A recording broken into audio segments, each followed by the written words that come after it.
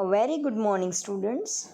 Today, another session of office management, that is business management 3. In the previous sessions, we have discussed the introduction of office, the meaning of office activities, and the purpose of office. Now, in today's session, we are going to learn the official activities. Basically, how each and every office is going to carry, how the different kinds of activity is going to be there in any such office, whether they are corporate or whether they are normal. Basically, each and every department is concerned with official activities because each and every department consists some kind of office work, and out of that office work they need to prepare some kinds of records. They are going to maintain some kinds of data. So the storage of data, the records of bills, that will be there in office, and official persons, they are responsible to carry different official activities in a proper manner so that in a near future organization is not going to face any kind of difficulties. Each office has a personality of its own. Each and every office are quite different from each other. You are not going to compare each and every office with others because basically they are quite different from the other official activities. Because suppose if you are going to observe the office of manufacturing unit, then the work is quite different. If you are going to observe the work of service department, then it is again different. So each and every office has their own personality. Here we are not going to compare one office to another or the activity of one office to another. This personality is a reflection of the purpose for which an office exists. Suppose if you are dealing in a small scale organization, then again the official activities are quite different. Suppose if you are dealing in MNCs, that is multinational corporation, then again the official activities are quite different. So each and every office has their own personality. Here we are not going to have a standard or a criterias that office must be like that, official person must be do that work. That quite comparison is not possible as far as different offices are concerned. The manufacturing office will have a profile that differ from that of sales office. Again, in each and every organization, we are going to have the different departments, and the work of that different departments are quite non-similar to each other. If we are dealing in a financial department, then the activities are quite different. If we are dealing in R&D, that is research and development department, then again the activities of that department is quite different. So office to office the work is going to be changed. Same manner in department to department the work is going to be changed. The accounting office will have a different orientation from that of a research and development office. In organizing a new office, the office manager must first determine the prime reason existence of that office and then add the necessary ingredients to bring about an efficient operation entity that achieves predetermined result. Whenever any office is going to be exist, ગમે ત્યારે તમે કોઈ પણ એક ઓફિસને prepare કરો છો, ઓફિસને તમે organise કરો છો, ત્યારે first and foremost task of office management, that is to find out the purpose of that department.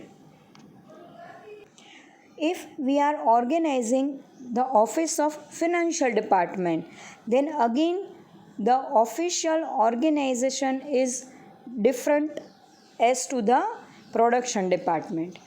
એટલે કોઈ પણ ઓર્ગેનાઇઝેશનમાં મેઇન ઓફિસ તો હોય જ છે કે જેના બેઝિસ ઉપર ઈચ એન્ડ એવરી ટાસ્ક તમે કેરી કરો છો, બટ ઓર્ગેનાઇઝેશનના ઈચ એન્ડ એવરી ડિપાર્ટમેન્ટમાં એ લોકો પાસે ડિફરન્ટ ઓફિસ હશે કે જે પર્ટિક્યુલર ઓફિસ એક સિંગલ ડિપાર્ટમેન્ટને રિપ્રેઝન્ટ કરે છે.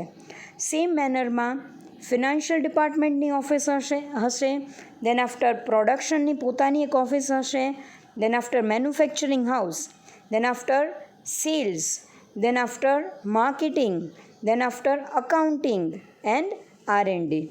સો ઓર્ગેનાઇઝેશનના જેટલા પણ ડિપાર્ટમેન્ટ છે એ બધા ડિપાર્ટમેન્ટની એક સેપરેટ ઓફિસ હશે અને એ બધી ઓફિસ ઓર્ગેનાઇઝેશનની મેઇન ઓફિસ સાથે કોર્ડિનેટ કરશે કે જેના બેઝિસ ઉપર મેઇન ઓફિશિયલ એક્ટિવિટીઝ પ્રોપર મેનરમાં કેરી થાય. એટલે કોઈ પણ જાતનું મિસકમ્યુનિકેશન, કોઈ પણ જાતની માલ પ્રેક્ટિસીસ એ ઓફિશિયલ પર્સન કેરી કરી શકે નહીં. સો અહીંયા આપણે ઓફિશિયલ એક્ટિવિટીઝનું ડિસ્કશન કરવાનું છે. ફર્સ્ટ એન્ડ ફોરમોસ્ટલી આપણે એક ધ્યાન રાખશું that each and every office is quite different from another. ઓર્ગેનાઇઝેશનની કોઈ ઓફિસને તમે ઓર્ગેનાઇઝ કરો છો તો એના બેઝિસ ઉપર તમે ડિફરન્ટ ડિપાર્ટમેન્ટની ઓફિસને કેરી કરી શકો નહીં. ઈચ એન્ડ એવરી ઓફિસના પોતાના ડિફરન્ટ પર્પઝ હશે, પોતાના ડિફરન્ટ ઓબ્જેક્ટિવ્સ હશે. એ પર્પઝ અને એ ઓબ્જેક્ટિવ્સના બેઝિસ ઉપર each and every organisation form થાય છે. Plus department wise official activities differ થશે, પ્લસ ઓર્ગેનાઇઝેશન ટુ ઓર્ગેનાઇઝેશન ઓફિસની એક્ટિવિટીઝ છે એ ટોટલી ડિફર થશે. કોઈ આપણે બેંકની કોઈ પોતાની ઓફિસ હોય, બેંક સર્વિસ ઇન્ડસ્ટ્રીને રિપ્રેઝન્ટ કરે છે અને એની સામે તમે ફાર્માસ્યુટિકલ ઇન્ડસ્ટ્રીઝ કોઈ લઈ લ્યો, સપોઝ ઝાયડસ કેડિલા લઈ લ્યો, તો ઝાયડસ કેડિલામાં જે પણ ઓફિશિયલ એક્ટિવિટી હશે એ બેંક ઓફ બરોડાની ઓફિશિયલ એક્ટિવિટી કરતાં ડિફરન્ટ હશે. સો આપણે બેંક ઓફ બરોડામાં જેવી રીતે ઓફિસને ઓર્ગેનાઇઝ કરીએ છીએ એવી રીતે આપણે ઝાયડસ કેડિલામાં ઓફિસના જે પર્પસ છે એને આપણે ફૂલફિલ કરી શકીએ નહીં. તો અહીંયા આપણે એક વસ્તુનું ફોકસ કરશું કે જ્યારે પણ ઓર્ગેનાઇઝેશનની પોતાની સેપરેટ ઓફિસ તમે ઓર્ગેનાઇઝ કરો છો ઓર ડિપાર્ટમેન્ટ વાઇઝ ઓફિસ તમે જ્યારે પ્રિપેર કરો છો, at that time first and foremostly we are considering the main objectives of the organization. કે તમે જે ઓર્ગેનાઇઝેશનમાં ડીલ કરો છો એ ઓર્ગેનાઇઝેશનનો ઓબ્જેક્ટિવ શું છે, પ્લસ ઓર્ગેનાઇઝેશનમાં કયા ડિપાર્ટમેન્ટમાં એકચ્યુઅલી ઓફિસની રિક્વાયરમેન્ટ છે, plus department to department we are not going to compare our official activities.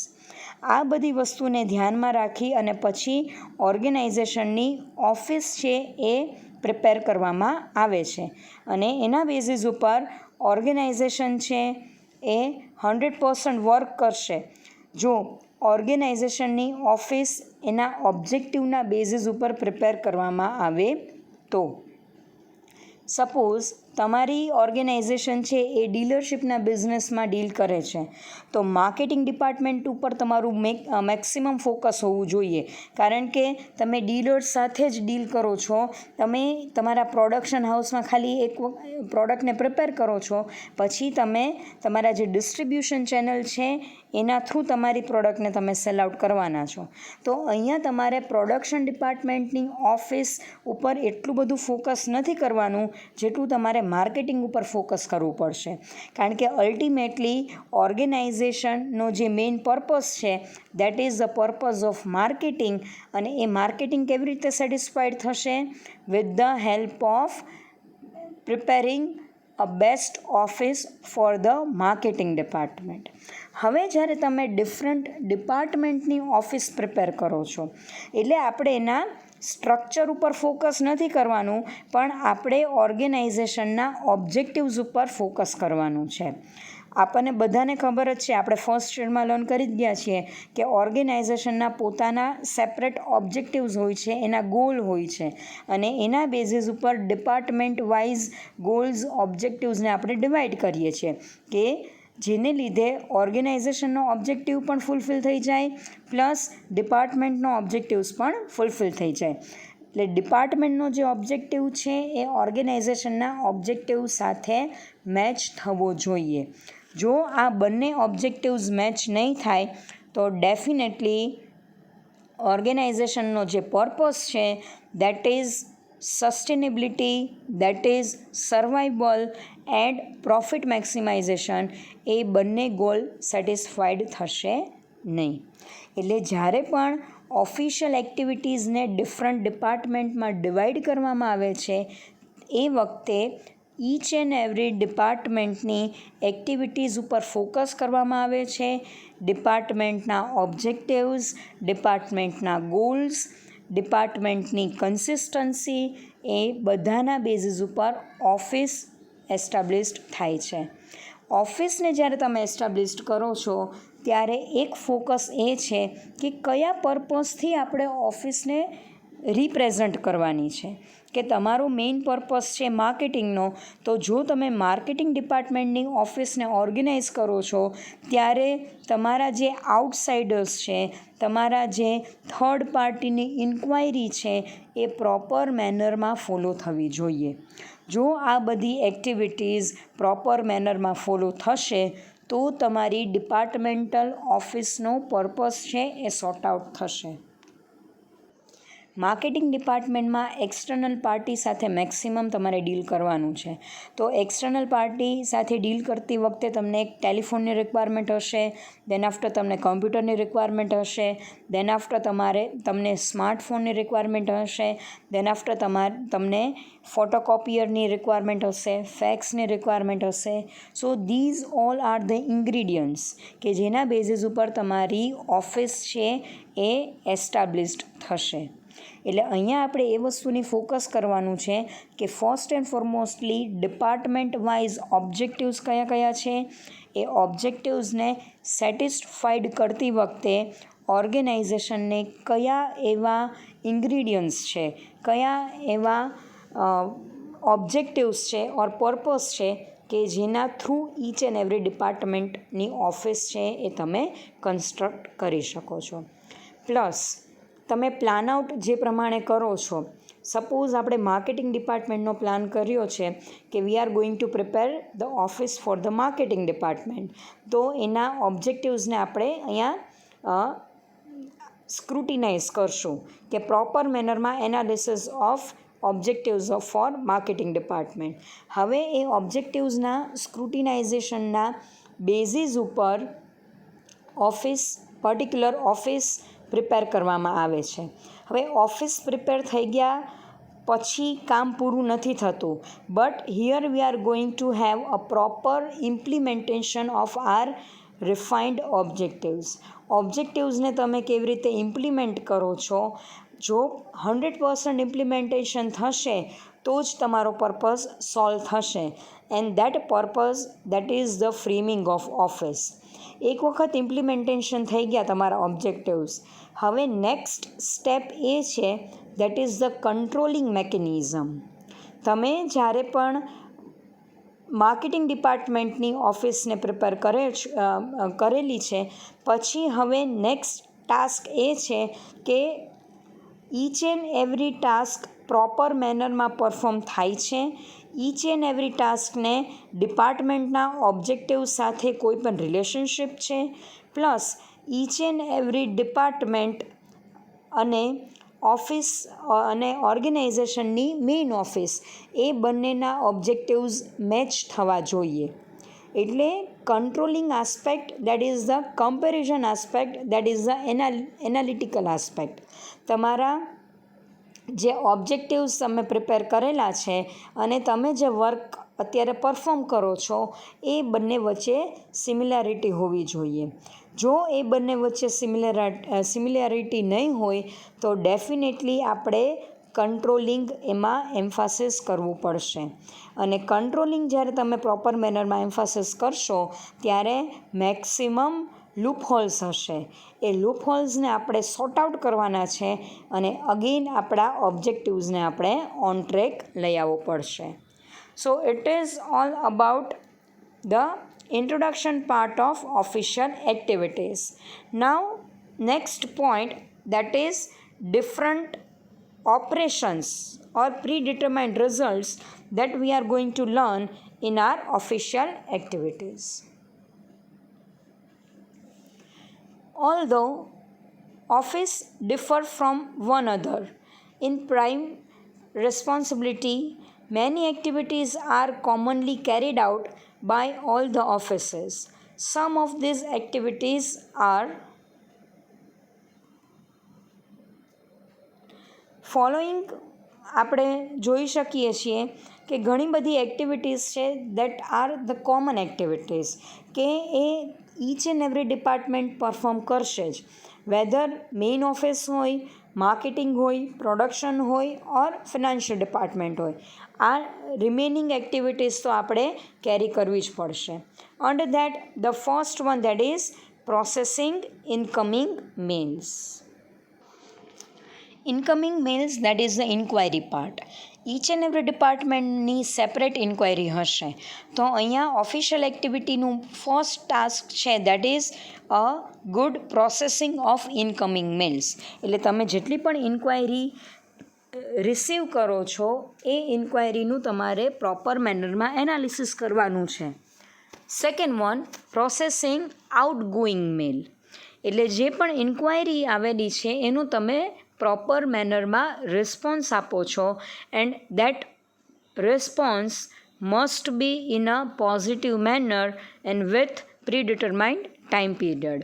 હવે તમને જે પણ ઇન્ક્વાયરી આવે છે એ ઇન્ક્વાયરીનો બેઝિકલી તમારે પ્રોપર મેનરમાં આન્સર આપવો કમ્પલસરી છે અને એ આન્સર પણ તમારે પ્રોપર ટાઈમ પીરિયડમાં આપવો પડશે. હવે મેલ તમને આજે રિસીવ થાય છે ને તમે 3 to 4 મંથ પછી એનો રિપ્લાય આપો છો, so it is not like that. જે પણ ઇન્ક્વાયરી આવે છે, જે ઇનકમિંગ ઇન્ક્વાયરી આવે છે એનું તમારે સ્ક્રુટિનાઇઝ કરી અને એને પ્રોપર મેનરમાં પ્રોપર ટાઈમ પીરિયડમાં તમારે એને ફોલોઅપ આપવું પડશે. Then after maintenance of records, that is filing and indexing. જે પણ રેકોર્ડ્સ છે, જે તમે મેલ રિસીવ કરો છો અને જે પણ ઇન્ક્વાયરીનો તમે રિસ્પોન્સ આપો છો એ બંને તમારા મેઇન રેકોર્ડ્સ થશે. તો આ રેકોર્ડનું પ્રોપર મેનરમાં મેન્ટેનન્સ કરવું કમ્પલસરી છે. જો રેકોર્ડ મેન્ટેન્ડ નહીં હોય તો ફર્ધર નિયર ફ્યુચરમાં કોઈ પણ પ્રોબ્લેમ અરાઇઝ થશે તો આપણી પાસે કોઈ પ્રૂફ જ નહીં હોય કે જેના ગ્રાઉન્ડ ઉપર તમે તમારા પ્રોબ્લેમને સોલ્વ કરી શકો. Plus indexing, filing and indexing. Filing એટલે પ્રોપર મેનરમાં રેકોર્ડને તમારે સિક્વન્સમાં મેન્ટેન કરવાના છે અને ઇન્ડેક્સિંગ દેટ ઇઝ ક્રોનિકલ મેનરમાં તમે તમારા રેકોર્ડ્સને મેન્ટેન કરો છો. એટલે જે ફર્સ્ટ એન્ડ ફોરમોસ્ટલી માર્ચના records, then after April, then after May and then after June. તમારે ગમે તે રીતે તમારા રેકોર્ડ્સને તમારા જે પણ રિસ્પોન્સીસ છે એને મેન્ટેન કરવાના નથી. But indexing must be there and proper filing must be there. Suppose તમારી પાસે ફિઝિકલ રેકોર્ડ્સ નથી, તમે બધા records electronics media through manage કરો છો, તો જે પણ ઇલેક્ટ્રોનિક મીડિયાઝ તમારા છે તો એમાં તમારે પ્રોપર મેનરમાં બેકઅપ રાખવું કમ્પલસરી છે, એનું પ્રોપર મેનરમાં ફોલોઅપ રાખવું કમ્પલસરી છે. જો બેકઅપ પ્રોપર મેનરમાં હશે તો definitely electronic mails or filing તમારું ઇઝી થઈ જશે. Then after establishing standard at office work.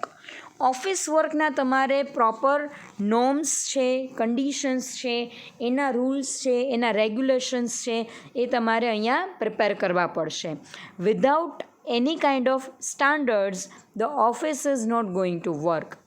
તમારે ઓર્ગેનાઇઝેશનમાં જે મેઇન પર્પસ હશે, જે મેઇન પર્સન હશે, એ સ્ટાન્ડર્ડ એસ્ટાબ્લિશ કરશે કે ઇનકમિંગ મેલ્સ છે એ so and so person manage કરે છે. દેન આફ્ટર આઉટગોઈંગ મેલ વખતે પ્રોપર મેનરમાં એનાલિસિસ કરવું કમ્પલસરી છે. A proper comparison must be there. અને જો ફર્ધર તમારે એ પાર્ટી સાથે ડીલ નથી કરવાનું તો તમે એને કેવો રિસ્પોન્સ આપો છો અને એની સાથે તમારે કન્ટિન્યુ કરવાનું છે તો તમે કેવો રિસ્પોન્સ આપો છો, એ બધાના સ્ટાન્ડર્ડ્સ ઓલરેડી તમારે એસ્ટાબ્લિશ્ડ કરવા પડશે.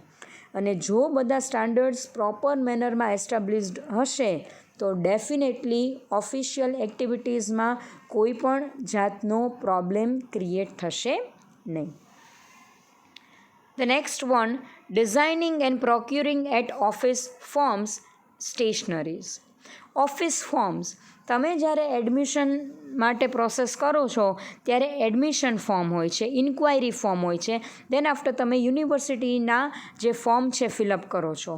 તો આ બધા form they must be a standard one. એટલે ગમે તે રીતે પહેલાં તમારી બર્થ ડેટ નથી પૂછતા, તમારું પોસ્ટલ એડ્રેસ નથી પૂછતા, પણ first and foremostly the name of the student, then after their percentage, then after their year of passing, then after their birth date, then after address and so on. એટલે ઓર્ગેનાઇઝેશનનું જે પણ office form છે એ પણ standardise હોવું જોઈએ. Enough મેનરમાં stationary તમારે maintain કરવી પડશે કે જેના બેઝિસ ઉપર નિયર ફ્યુચરમાં કોઈ પણ એરિયામાં સ્કેરસિટીનો પ્રોબ્લેમ અરાઇઝ થાય નહીં. The recruitment and training of office staff. તમારી પર્ટિક્યુલર ડિપાર્ટમેન્ટની ઓફિસમાં જેટલા સ્ટાફની રિક્વાયરમેન્ટ છે એ રિક્વાયરમેન્ટના બેઝિસ ઉપર તમારે સ્ટાફની રિક્રુટમેન્ટ કરવી પડશે. જો તમારી પાસે એક્સપિરિયન્સ સ્ટાફ હશે તો ટ્રેનિંગની રિક્વાયરમેન્ટ નથી, બટ તમે ફ્રેશર્સને રિક્રુટ કરો છો તો એ ટાઈમમાં તમારે પ્રોપર ટ્રેનિંગ આપવી કમ્પલસરી છે. Then after maintenance of furniture, machines and appliances. ઓફિસના જે પણ ઇક્વિપમેન્ટ્સ છે, તમે કોઈ પણ મશીન સાથે ડીલ કરો છો, કોઈ પણ અપ્લાયન્સીસ છે અને ઓફિસનું ફર્નિચર છે, તો એ ફર્નિચરને પ્રોપર મેનરમાં મેન્ટેન કરવું that is compulsory, because ultimately they are the assets of the organisation. અને ઓફિસની અસેટ્સને જો હાર્મ થશે તો definitely that will create a heavy loss. Then after preparation of statements and reports. Throughout the month ઓફિસની એક્ટિવિટીઝનું જે પણ એનાલિસિસ થાય છે એ એનાલિસિસના બેઝિસ ઉપર ઓફિસ સ્ટાફે પ્રોપર મેનરમાં સ્ટેટમેન્ટ પ્રિપેર કરવાના છે અને પ્રોપર મેનરમાં રિપોર્ટ્સ કેરી કરવાના છે કે જેને લીધે નિયર ફ્યુચરમાં તમે એ સ્ટેટમેન્ટને કમ્પેર કરી શકો અને તમે પ્રીવિયસ મંથમાં કેટલા રિપોર્ટ જનરેટ થયા છે, એ રિપોર્ટના બેઝિસ ઉપર શું રિઝલ્ટ ઓર્ગેનાઇઝેશનને મળેલું છે, ઓબ્જેક્ટિવ્સનું અચીવમેન્ટ થયેલું છે કે નથી થયેલું, એ તમે અહીંયા કમ્પેર કરી શકશો. આ બધા ડિપાર્ટમેન્ટની કોમન એક્ટિવિટી છે. એવું નથી કે પર્ટિક્યુલર એક ડિપાર્ટમેન્ટ જ આ એક્ટિવિટીઝ કેરી કરે છે, પણ ઈચ એન્ડ એવરી ડિપાર્ટમેન્ટ આટલી એક્ટિવિટી તો કેરી કરે જ છે. પછી એ ડિપાર્ટમેન્ટના નેચરના બેઝિસ ઉપર ડિફરન્ટ એક્ટિવિટીઝ કેરી થશે. Then after maintenance of accounts and other financial records. કોઈ પણ ડિપાર્ટમેન્ટ છે, suppose that is marketing, production, R&D, એમાં કેશ ઇનફ્લો અને કેશ આઉટફ્લોનું એનાલિસિસ તો થયેલું જ હશે, અથવા કોઈ પણ એક્ટિવિટી તમે કરો છો કે જેમાં કેશ ઇન્વોલ્વ હશે, તો જ્યારે પણ કેશનું મીન્સ કોઈ પણ મટીરિયલ તમે પરચેસ કરો છો કે તમે એને સેલ કરો છો તો કેશ ટ્રાન્ઝેક્શન્સ ઓર ક્રેડિટ ટ્રાન્ઝેક્શન્સ થશે. તો એ ટ્રાન્ઝેક્શન્સના બેઝિસ ઉપર તમારે અકાઉન્ટ્સ પ્રિપેર કરવાના છે, પ્લસ ફિનાન્શિયલ રેકોર્ડ્સ પણ તમારે પ્રિપેર કરવા પડશે. The next one that is handling telephone calls and enquiry. હવે અહીંયા તમારા જે ટેલિફોન કોલ્સ છે, જે પણ કોલ આવે છે અથવા ફિઝિકલ મેનરમાં કોઈ પણ જાતની ઇન્ક્વાયરી હશે તો એ તમારે અહીંયા મેનેજ કરવી પડશે કે જેના બેઝિસ ઉપર થર્ડ પર્સન તમારો કોન્ટેક્ટ કરી શકે.